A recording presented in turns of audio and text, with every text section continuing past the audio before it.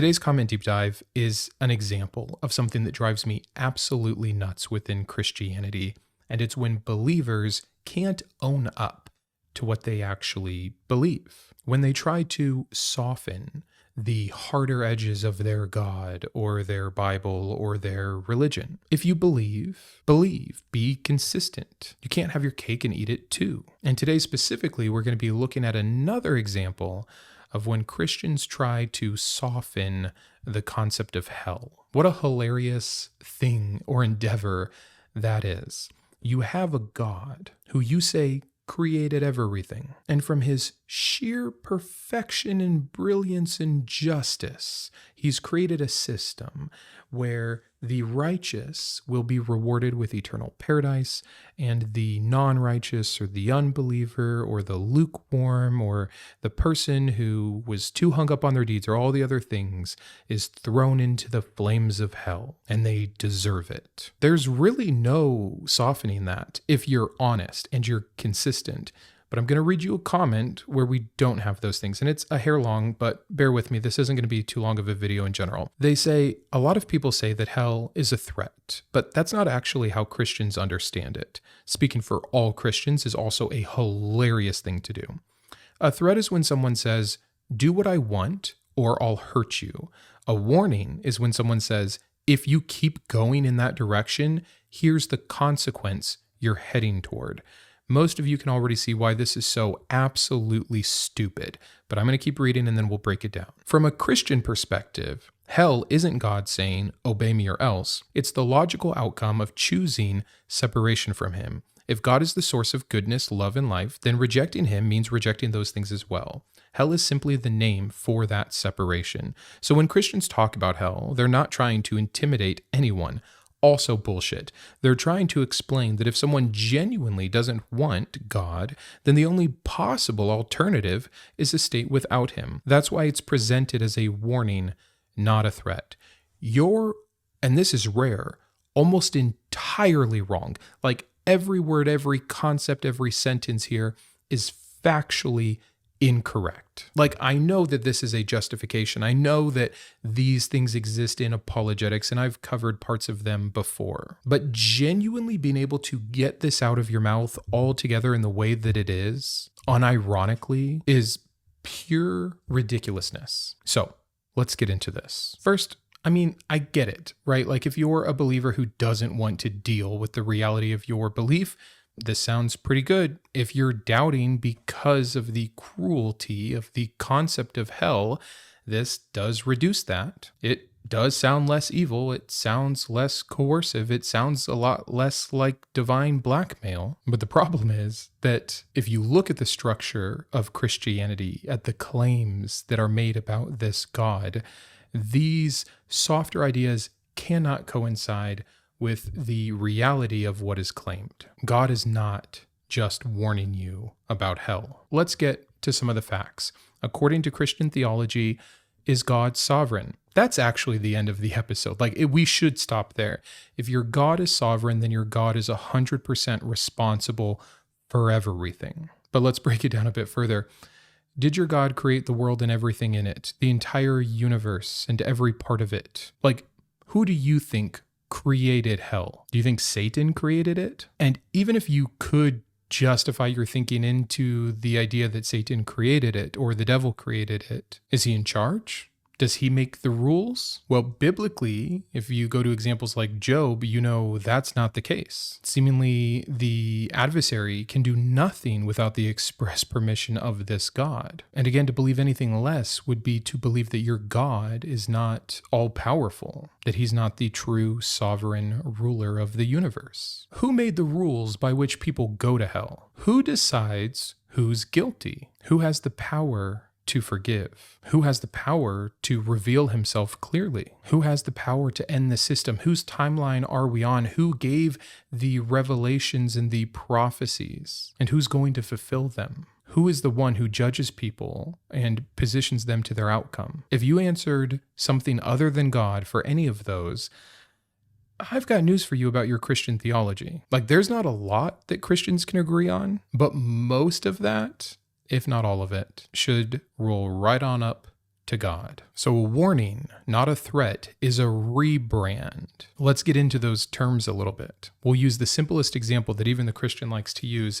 They always talk about the hot stove. So I'm a parent. Like all parents, I had this moment where I was explaining to my children, don't touch the stove or you'll get burnt. Now, I have some authority there. I could choose never to use the stove again to ensure that my kids don't have to deal with the potential of accidentally burning themselves. But the stove's a pretty convenient part of life, and it's a pretty easy lesson to learn, and it's not a horrific outcome if my kids want to test me on this. In fact, it can be a pretty decent learning experience. You can either learn by someone else's example or through discovering it yourself. Now, I didn't create the physics of heat. I didn't create the skin and the pain receptors in our human anatomy, and a billion other things that I'm not responsible for. So for me, it truly is just a warning. Now, there's a couple ways we could take the comparison. Sticking with the stove, I could show you what a threat looks like. I could tell my children that if they mess up again, if they fight, if they argue, if they talk back, I'm going to take their hand and place it on the hot stove. That's a threat. Now, it may be true that it's also a consequence, but it's not a natural consequence because I'm setting it up. I'm in control of the outcome. I made the rule. I decided what the punishment for breaking the rule would be, and I'm the one enforcing the consequence. So not natural, like the opposite. A natural consequence is things outside of our control, like a car going down a highway. So I tell my kids, don't run in the highway. Because if you do, there's a possible natural consequence that you're going to get hit by a car. I don't control that car. I didn't build that car. I don't own that car. I'm not the one driving the car. I'm also not the one putting you in front of the car. That's a natural consequence, and that's a real warning. The issue is not whether the sentence contains useful information, which is what this person is trying to allude to. Oh, God's just doing us a favor by letting us know. Oh, is he? And yes, a threat can also be informative.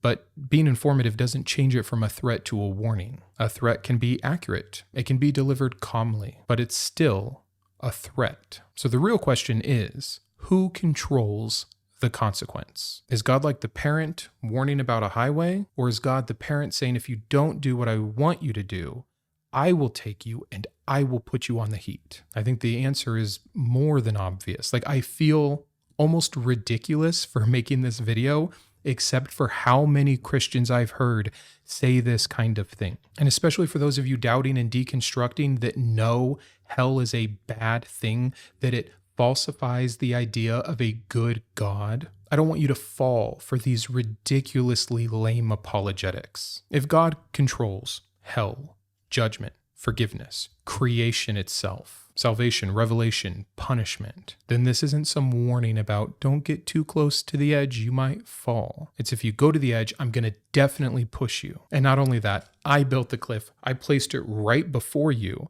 I even purposely didn't build any guardrails so you could have free will or whatever. And I'm saying the only safe path is doing exactly what I want you to do.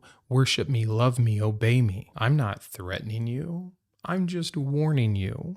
You would look at me like I'm a psychopath, because I would be. The idea that this God, as he exists in these definitions, would be morally impressive, let alone the arbiter of all morality, the definition of justice, is laughable because of the concept of hell. And these tired excuses don't do a damn thing to make hell any more palatable. And we know this, right? Like, we have laws and we also have consequences, but it doesn't stop us from judging a judge who gives too harsh a sentence, who goes outside the bounds of the law even, or to the very extremes of them. If someone stole a pack of gum and got 10 years in jail, just because it happened in a court, just because there was a judge who had the authority, doesn't all of a sudden absolutely make that justice. We would say that that was lacking justice. We would say that that was wrong, that it was too harsh, that it was unfair. We can know that with such a silly little example, but we can't put together that the creator of everything created it so that when we are born, we owe a debt, that before we've done anything wrong, like, this is so much smaller than stealing a pack of gum. You're stained in the womb deserving death and hell. And hell isn't 10 years, it's forever. And it's not a jail, it's a torture chamber. The fact that religion can take a normal brain and have them see the gum example as unjust and hell as just is the greatest example of the power of religion that we'll ever have. But don't take my word for this. I want to back this all up scripturally. I made a list here. Matthew 10:28 says that God can destroy both body and soul in hell. In Matthew 13:41-42, the wicked are thrown into the furnace of fire. Was Satan doing the throwing? Or is he someone that gets thrown? Utterly ridiculous. Matthew 25:41, depart from me into the eternal fire prepared for the devil and his angels. Now, I don't want to open a new can of worms about, well, some of this is, just for these certain creatures, and hell as we think of it doesn't exist. And when Jesus said hell, he really meant the trash pit in Gehenna, and it's actually annihilation or it's actually universalism.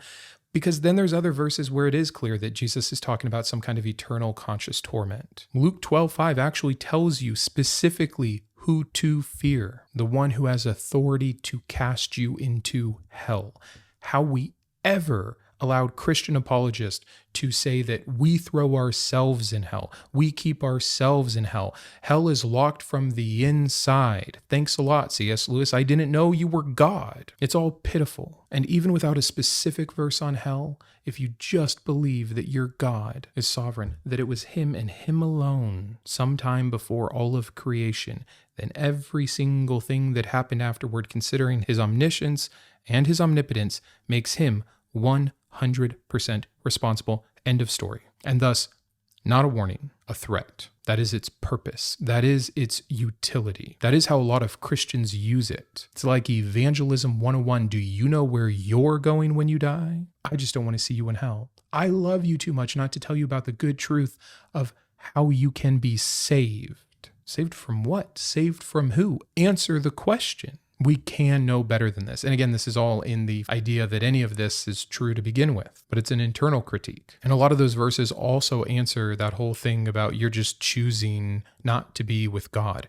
The binary position of I either have to accept everything God has for me in heaven, that I have to view him as holy and just and good and love him and obey him, or else the only other possible option for me is the absence of him, which just so happens to be something constructed by him, judged by him, enforced by him as punishment. No, you misunderstand entirely. You betray your own Bible and your own God. This is what I mean. Own up to it. Your God is not a passive messenger. Or is that what you believe about him? Because if that's all he is, then we have nothing to worry about.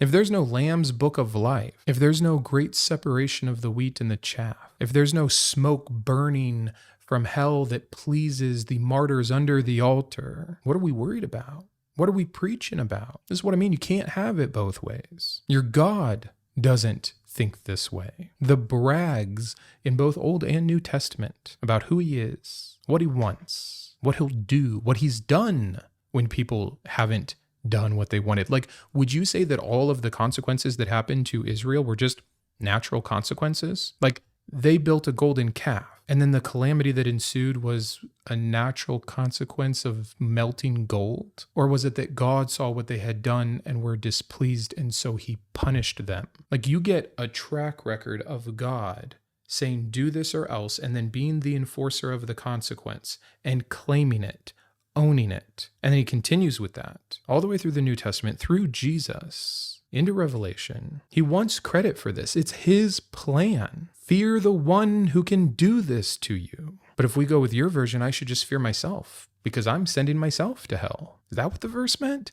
Of course not. You're making excuses for a God that, if he were real, doesn't want them. You're lying for a God that you claim is utter truth. Now, there's a very difficult verse for some of what you're alluding to. I want to read this one to you. Psalm 139, 7-8. Where can I go from your spirit? Or where can I flee from your presence? If I ascend to heaven, you are there. If I make my bed in Sheol, you are there. Now, there's a first problem that in the Old Testament, you don't have a heaven and hell. You have Sheol for everyone, an ending in the dirt, to the dust. But still, God is there. That's the closest Old Testament that we can get to hell. and God's there. You believe your God is omnipresent and that he sustains all things. At least that's what your Bible tells you. But he doesn't sustain hell. He's not there. So he's not omnipresent. He can separate himself from these places. If he can, then he can't control if I want to walk out and leave. Your sin will keep you there. Who set up that system? Not me. So no, it's not me keeping myself there. Like, if you think about this for just a minute, you're wrong everywhere. Colossians 1:17 says, he himself is before all things, and in him all things hold together. Not all, but the concept of hell that you don't like. Come on. And all of this still is based around your concept, the Christian idea that sincere disbelief is the same thing as rejecting God. I truly don't believe in Yahweh. I truly don't think the Bible is any revealed truth at all. I see it as the exact same thing as any other claimed holy book. Not holy, not divine, not inspired, not able to give us any information about what happens after we die. Now, I can be wrong about that, and you can think I'm dumb for being wrong about that. But if you think that me being sincerely wrong about that means I deserve hell, or that I'm rejecting God and thus actually do deserve hell, which still doesn't equate. Like, again, you fail here, here, here, and here. Love me or lose access to love. Worship me or lose access to goodness. Choose me or lose life itself. Those are threats. The reality is I have love, goodness, and life without your God. Even if everything you say is true, why does he have to wait till I die? Oh, wait, he's not doing anything. I'm doing it. Why, upon my death, do I all of a sudden end up in this other space? I'm existing on earth without him right now, in defiance of him, as you would say, rejecting him. But I still have love in my life and goodness in life. So that can't be true. Or it does show that we can be separated from God without enduring eternal conscious torment. But I really don't want this to be a big video, mainly because I don't have a lot of time to edit it tonight. I'm getting ready for a trip. So really quick, maybe we'll just wrap this up. Next week, I'll be in Florida with my beautiful family, celebrating 15 years with my wife. Love, goodness, and life. No God required. So I'm a little bit limited on time, and I'm not sure if I'm going to have a lot of videos prepped for my absence. I am definitely done. Thank you for being here. I hope this is helpful for some of you that are so indoctrinated into the entire system that you've never been able to get around or outside of this hell concept at large. And then you have these Christians trying to soften it that makes it not so bad. You don't get to do that. It is awful. It does seem to be the clearest of the three options, biblically speaking, not to say that there's not contradictions there. And it does defeat your good God. Thank you to my top tiers of support, my Iconoclast, Ann, Boris, Chris, Greysteel, Gnarlywill, Grant, GVI, Jimmy, Joe, Kitboga, Matthew, Perry, and Shawn, my Humanist heroes, Chris, Craig, James, Jarrod, Kristi, my Atheist advocates, Aquitar, Caleb, Dakota, Dan, Drew, Jeff, Jeffrey, Jeremy, Jugs, Julie, Malcolm, Paul, Rega, Sparky, and Thomas, as well as all of my secular scholar patrons. If you enjoy Mindshift, would you consider joining these fine people? Thanks, and have a great day.